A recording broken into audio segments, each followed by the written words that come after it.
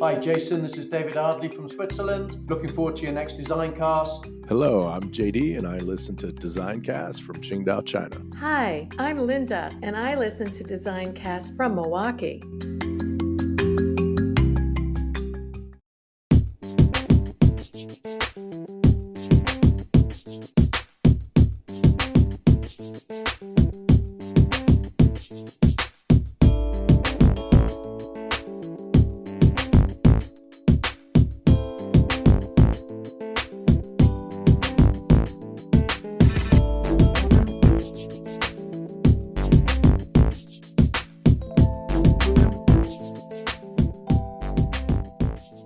Hello and welcome to Designcast, a podcast where I interview a wide range of excellent guests in design and STEAM education to get their unique perspectives.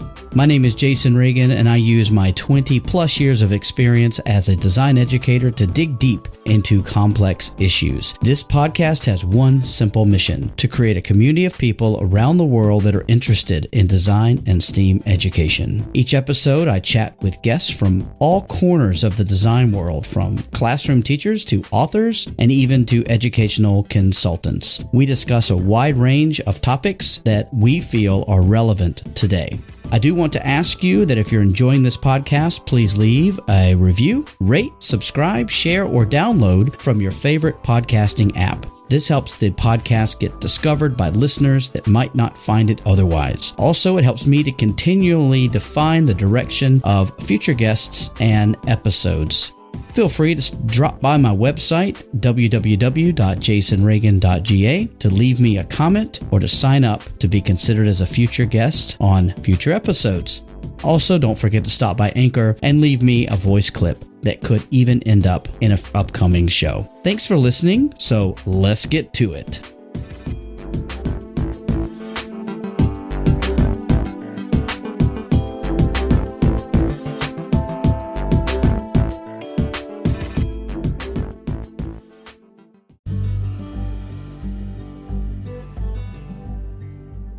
Welcome back to another episode of Designcast. And on this episode, I had the opportunity to speak to my high school industrial arts teacher, Coach Todd Vander Velde. Coach, as he is known, has been a source of inspiration to me throughout my teaching career. He's just an all-around awesome guy, and listening to him talk about his 37-year teaching career is really wonderful. I had such a pleasure chatting with him about what he's up to now and how things used to be way back when. You can check out his students' metalwork at rocketmfg.org. All their social media contacts are right there on their website. I highly recommend having a look. Also, if you want to stop and leave me a voicemail, I'd love to hear from you. Hey, who knows, it might even show up in a future episode of Designcast. So I would love to hear from you. So please swing by Anchor. The link is in the show notes. Additionally, I would love it if you could share this podcast with anyone you feel might find it useful. So thanks so much for continuing to tune in. I look forward to hearing from you all.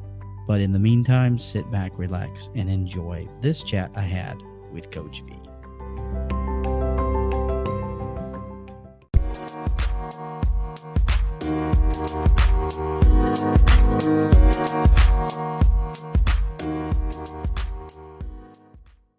Welcome back to another edition of Designcast, and I am extremely excited to have Todd Vander Velde here with me today, and I'll let him introduce himself in a minute. But what's really exciting here is that Coach Vander Velde, as he's often known by, was my industrial arts teacher for 4 years, from 1988 to 1992, when I graduated high school.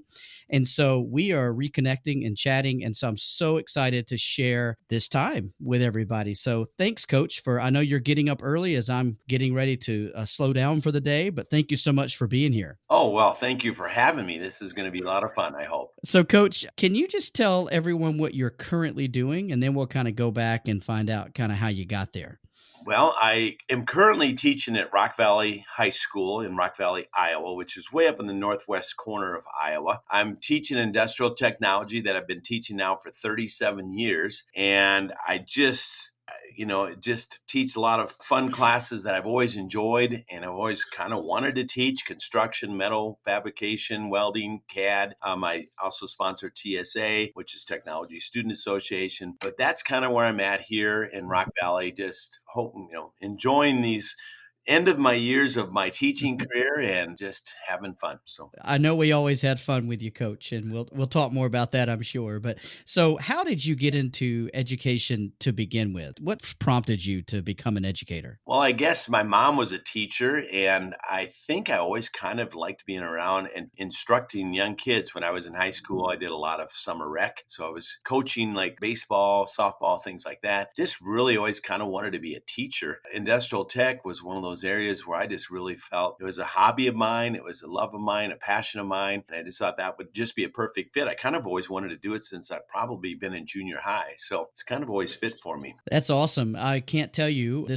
we're almost 40 episodes into this podcast, and nearly every person I talk to has something like that that's happened with them, some event or some person who's sort of inspired them to become a teacher. So that's really exciting. I often say, if you love what you do, you never really go to work. And so it sounds like you really love what you're doing. Yes. Tell us a little bit, sort of, what are some of the classes that you teach? Because, as I'm sure you're very well aware, I know I'm aware as a student and then a teacher, all the different iterations that industrial arts or shop or tech ed have gone through. So what do you currently teach? That's a good point, because industrial tech is quite unique, because in the state of Iowa anyway, there's such a variety of, small communities to large cities. So we follow standards, but basically we can kind of meet the needs of our own local community. And right here in Rock Valley, we are just locally heavy weighted with metal industries. So we do teach the construction class, or at least I do. I teach metal fabrication, welding, and that as such thing. I do some SolidWorks CAD class. I teach an introduction to technology, kind of a problem solving class. We have 9 periods a day, which is quite unique. Yeah, we get one planning period. So it's a busy day. We go, I have teach 8 classes and basically have 3 minutes between each. So we have one planning period and 8 classes. So it does keep us busy. But one thing that's very unique to Rock Valley that I'm excited about, and I imagine we'll talk about this a little bit more, but we teach a class called rocket manufacturing. Now, we don't manufacture rockets, but we're the Rock Valley Rockets. So we call this class the rocket manufacturing. We run a student run business, and that's just been really kind of cool. We've been doing this. This is our 6th year of doing that. And the kids actually come in and fabricate items for people. People come and approach us. We set the kids up, go out in the community. And it's just been really a cool program for us. We have a lot of great partnerships here in Rock Valley, a lot of local support. It's a great community to work in, because I know a lot of the business owners partnerships we've been able to establish over the years is just incredible. They're very supportive, and it's just been really a fun class to teach. So yeah, I was going to ask you, when it said rocket manufacturing, if you were, building fireworks or something no, like not that. that's a little concerning, wouldn't it be? So That's funny. Well, it sounds fantastic. I mean, so many communities, it's hard to find those partnerships to team up with schools, because, schools aren't high up on the priority list in a lot of places. It's where your kids go when you're not home, kind of thing. And so I think it's great that you guys are so connected. And do they help with any of the TSA stuff that you might be doing? And do they help with any of that? Or anytime I ask for support, it is, like I said, very interesting. This community is just under 4,000 people. It's not a large community, and yet we have lots of people that are willing to help. They're very supportive of what we're trying to accomplish at the school. We have advisory committees that kind of help us decide what we should be teaching, and I've always had plenty of volunteers for that. But with TSA too, if I ask somebody who's an expert at forensic science, for example, there's a guy that comes from Spencer, about an hour away, to help us with that. And, that was one of our events for TSA. And I have my local alumnus come back and help share some of their ideas of what they did back when they were in high school for their events. And then they share with the kids that are doing those events. But it's been just one thing that I've been able to do, if I'd done anything well, is just find resources and bring them in, because I don't know that much at times. And it's fun to listen to people that really know what they're doing. And a lot to the kids, it means a lot to me. So So I want to say, Coach, I'm going to go ahead and do this too, because I often have people on this podcast who talk about their inspiration. And for me, that was you. What you did and how you made me feel as a student has prompted me and inspired me to be the teacher that I am today. And I want to thank you for that. And You're I know so that very my welcome. you're a wonderful human being. And I will say too that there is not a day that goes by that something happens in a school or in the community and I don't ask myself, okay, what would Coach do? Oh, Because my brother and I both feel the same way. And my brother was 2 years behind me, and you had him in class as well. And we both feel really inspired by you. And so we want to thank you for that. And I know he's thanked you in the past, but I want to thank you as well, because it's rare that you're able to thank the people who have had an impact on you. And so I want to thank you. And I can only imagine in your 37 years how many people have had that same experience with you. So I do want to thank you for all of them. well, thank And you very much, Jason. It's kind of humbling because I think what happens as teachers, we have to understand that most every word we share means something to somebody. And really, the philosophy of what I've always tried to do is not so much what I teach, but just building relationships with kids. Mm, It makes what you do so much more fun mhm, when you see the kids come in and want to hear what you've done or what they've done, mhm. and have that relationship built first. Then they're willing to learn a little bit in the meantime, but that's secondary.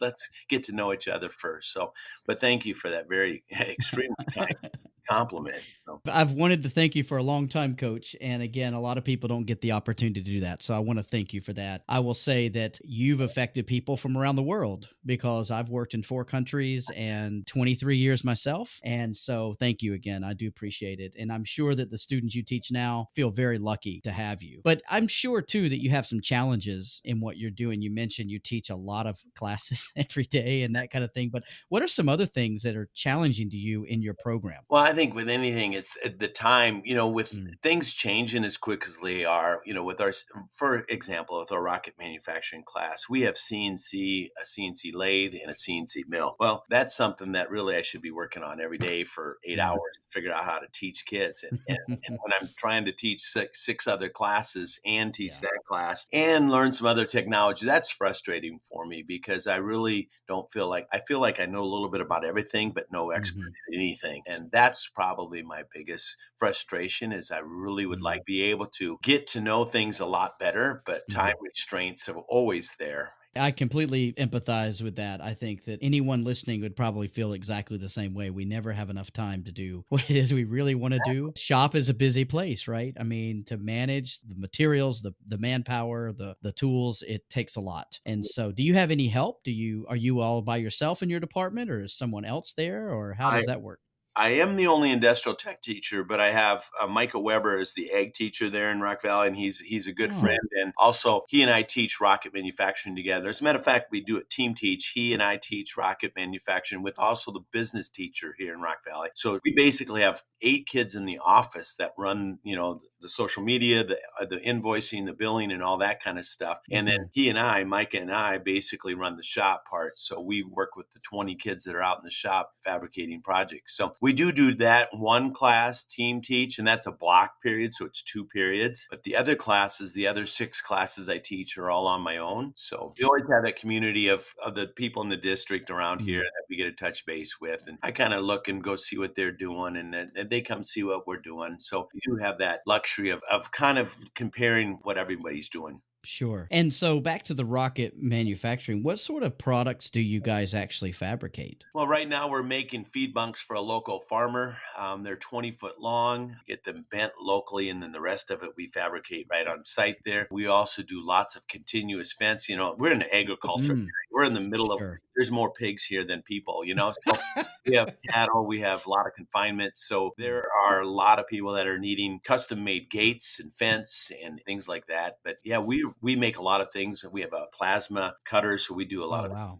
cutting on the plasma. But basically, yeah, we'll basically custom make anything. So the key is, of course, to get the kids paired up with Mm, with the customer, the whole process. So they see, granted, they're going to learn some skills, technical skills, but primarily we're looking at the soft skills. How do wow. they react with customers, and how do they Mhm. handle those type of things? So regardless if they go into this field or not, they're getting skills that are developed that basically are going to help them them with whatever job they've got. So it's been a really cool program for us to kind of hit all the aspects of what it means to be an employee. Now, how long have you been there in Rock Valley? Because I know you moved away because you taught me in Georgia. And what year did you leave Georgia? I left in 1996 and I moved to Rock Valley that summer of 96. And basically, I've been here now. This is what, my 25th year, I believe. I taught 2 years in Fulton County at a middle Yeah. school, 10 years Okay. at Shiloh High School, which were Mhm. probably the most instrumental for me Yes. because I just met some of the most incredible people down Mhm. in Georgia. I still Mhm. have some of my closest friends that I will ever have Mhm. in Georgia. As a matter of fact, just a year and a half ago, I met a lot of my friends that we met through church.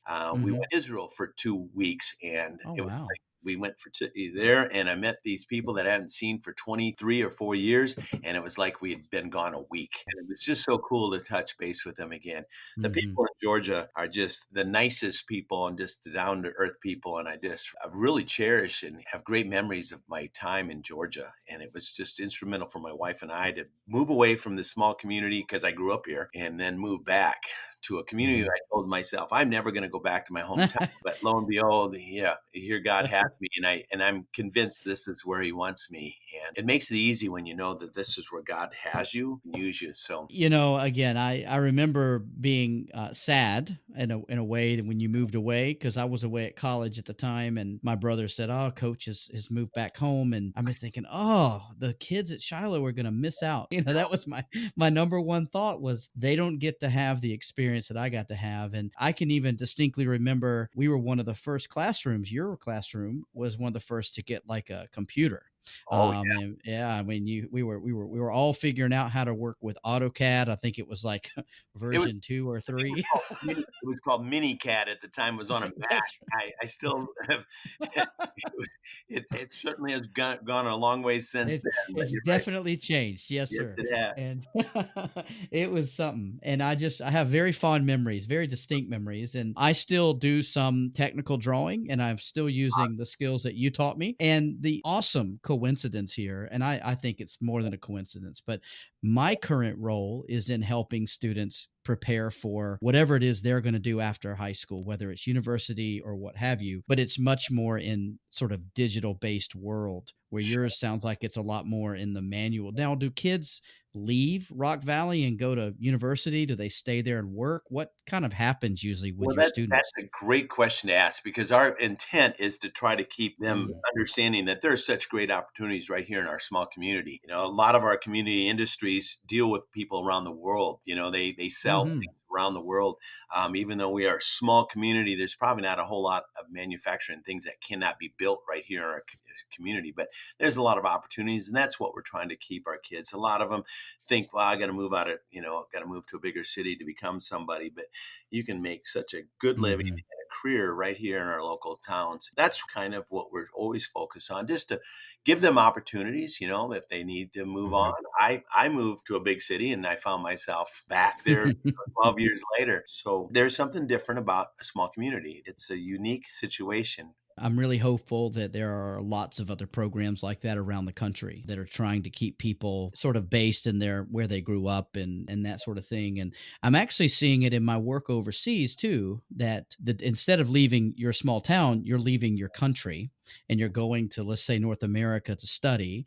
And the idea is that we hope those students will come back to their home country and bring that knowledge with them. And so it's not very different actually. The goal is sort of the same in a way. So, and I'll tell you, I'm really really excited to hear that you guys are also working with authentic clients, because one thing I think anyone listening who works with students would say, one of the hardest things they have is finding authentic clients and authentic audience members for their work. And so, do students go out and find them, or do you guys find them and then they connect that way, or what's sort of the way that works? We do a lot of stuff on social media to try to encourage people to Mm. approach us just like any other business might be, I guess. And then we have the kids always make contacts with these people for jobs. Yeah, so it's kind of, there might be times we go out into some of the local industries and say, hey, what CNC projects can we do? Really want to push our kids to make the connections and communicate. Getting on the phone with people is not something that kids do naturally. So they like to text people in short sentences, but we like to have them get out and actually meet face to face or just make those phone conversations. So yeah, it works both ways, I believe. So I think that's great because I want folks to know there's all kinds of ways to do this, and because you don't have to go across the world to find someone, just look next door, right, and try to find your client that way. Absolutely. This podcast is a proud member of the Teach Better Podcast Network. Better today, better tomorrow, and the podcast to get you there. You can find out more at teachbetter.com/podcasts. Now let's get back to the episode. So, Coach, what are you really, really excited about at the moment in what you're doing and in your school? It's a trying time at school. It's a COVID situation. We have some kids that are very few out with COVID at this moment, but we have some remote learners, which that's difficult because then they're not actually, since my classes are such hands-on classes, that makes it very difficult. But what I'm excited about, we've just received a STEM grant with about $10,000. We've got some RPP money that's been available for us. So we're able to, we've been looking at getting some new equipment that we're going to be able to use and expose the kids to. And that's always exciting because, we have to continually get these kids excited about what's currently out there. We want them using the most current technology. We want them to see what industries here in Rockefeller are using. These grant monies, it's easy to do that and get some fairly expensive machinery in our shop that we can show the kids how it's being done and how it's being done right. So we're getting some new welders, we're getting a new slip form molder, we've got a new brake, we got, and these are huge pieces of equipment that can actually do some bending of some really large material and we can expand our opportunities for these kids to build things and fabricate things. So when I moved back from overseas, at one point I took a job in a local high school near Atlanta, and it was heartbreaking because it was in the middle of the tech ed movement, and there was a shop that they completely dismantled and put in modules. And all of that wonderfully built equipment that had been could be around for 100 years was just auctioned off or just gotten rid of. And it was heartbreaking to me. I still think about it 20 years later. And so did Rock Valley ever go through that kind of movement? Was there ever a moment where they wanted to get rid of the shops and then put in that these? Was kind of the reason why the timing was perfect for me, because they started thinking about doing that in Shiloh where I was teaching, and I just felt that was a terrible mistake. Like you said, there are hands-on skills that these kids don't have an opportunity to learn. And I think that's why my classes are fairly popular because, every kid in our school has a laptop, of course. I mean, they have an iPad. So they're on the computer all the time. And not that I don't use the computer, because we still do our bill of materials and all our planning and stuff on there, but we do get out in the classroom and we do build things. And there's such a need for those type of skills, the trade skills of, how to fix something and see something and mechanically in your mind understand how to kind of break it apart and problem solve. And that's just a tragic mistake, I think. Yeah, I agree. Done away in a lot of communities or a lot of schools or states. That hasn't been the case here in Iowa, which I'm grateful for. So that's kind of why I can do the new stuff with the computers, the CAD and all that kind of stuff, but also we can still do the construction and the fabrication part of the metal. Sure. And do you still do any technical drawing by hand, any manual drawing? I do one drawing a year with my kids. They just complain throughout the entire thing because it takes so long. But that's a whole debatable issue with industrial tech teachers as well. But I'm more into let's spend the time wisely and introduce new things, because the neatness aspect has been taken out of the equation, which is sad, but we're able to get so many more things done because of the time that's not taken to do that kind of part of that drawing. So I still think, though, those skills that I learned by holding a pencil and using a pencil pointer and all those have helped me be better with the digital tools, right? Well, I mean, to understand them. You are definitely right. I think that is definitely a point. I can distinctly remember, it's been about 10 years years ago now, I was at a school in China, and I was doing a drawing unit by hand. One of the parents came in to deliver their lunch to their child or something and saw me doing that, and he came over and thanked me because he did that in school. Yeah, And he's that's like, awesome. they need to know how to do this. Yeah. It was great. It was great. And actually, what I'm finding is a lot of, at least the students at my school, they have iPads with the Apple Pencil, and they're becoming really quite good with drawing with that. I'm kind of okay. It's a happy medium for me. I still Yeah. think they should be dealing with graphite. Yeah, but no, they do that here too. They just love drawing on, sketching on the pad. So Oh, sure. Yeah. And so, well, this is so great, Coach, and I love talking with you. What's some kind of ed tech tool that you cannot live without? What do you guys use? I know you mentioned you do use the computer some. What are you using that well, you can't live without? primarily all of our stuff, we're paperless pretty much. We do everything on Google Classroom, Google Docs, Mm. Google Forms. I give all my tests on Google Forms. I don't know how I used to do it without that.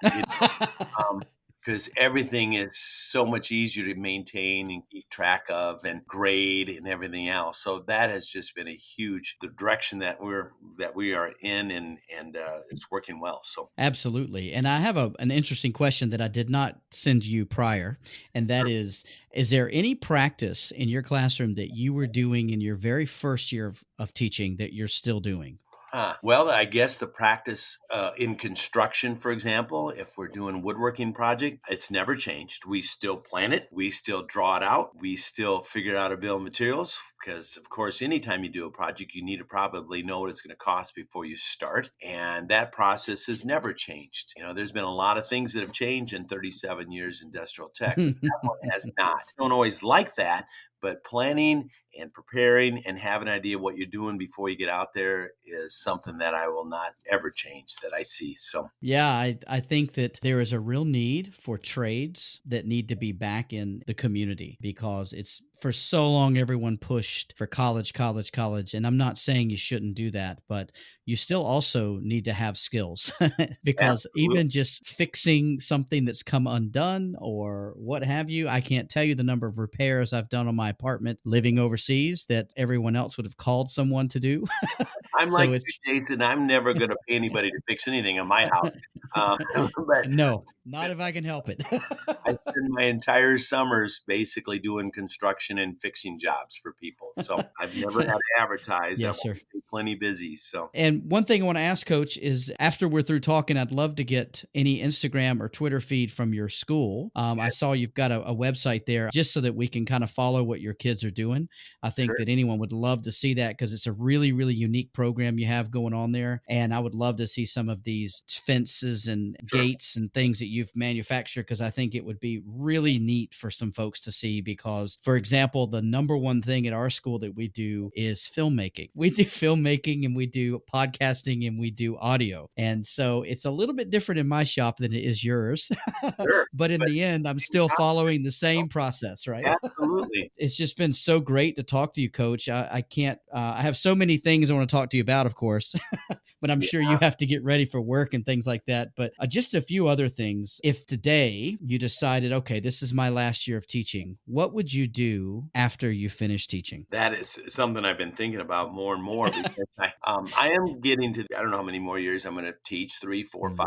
But I think what's nice is that the skills that I've been teaching are skills that I can continue to use outside of the classroom. I can go and do maintenance. I can go and do construction. I can go and do, fix-it jobs for people. I'm thinking that's something that would be kind of fun. I would love to go help people that are in need, and I do mission trips or whatever it is, try to do those once a year in our church. So those are skill sets that maybe I can use and continue to have relationships with people because that's what I love to do. And that's going to be the hardest part about retiring, Jason, is I live right on the corner. I live across the street from the school I teach. Oh, wow. I live right on the corner. So when the kids leave, they stop and they talk and we get it talking. And that part of teaching is going to really be missed by me because after 3 or 4 years, these kids won't know who I am. And at least hopefully I can continue to find some way to connect with them. So trust me, Coach, everyone will know who you are.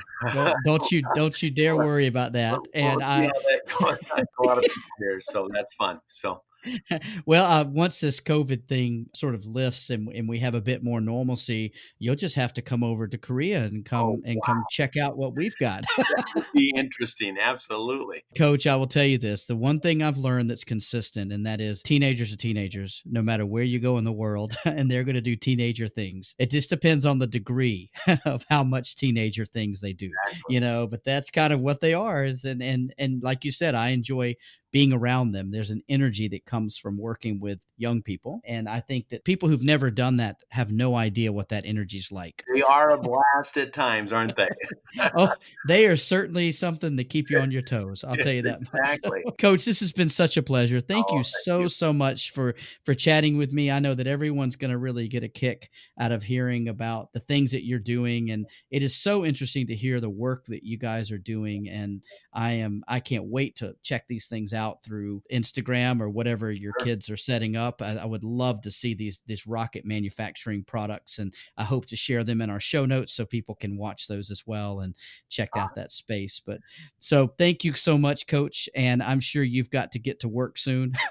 And well, I really appreciate the fact that you even thought of asking me to do this. It's been a lot of fun. I love reconnecting with you, Jason, and just yes, chatting. Sir. So we will do this again before 28 years or whatever. It's got to be sooner than 28 years next time. Yes, sir. Great. Sounds great. Thank you so much, Coach. You bet. Talk to you soon.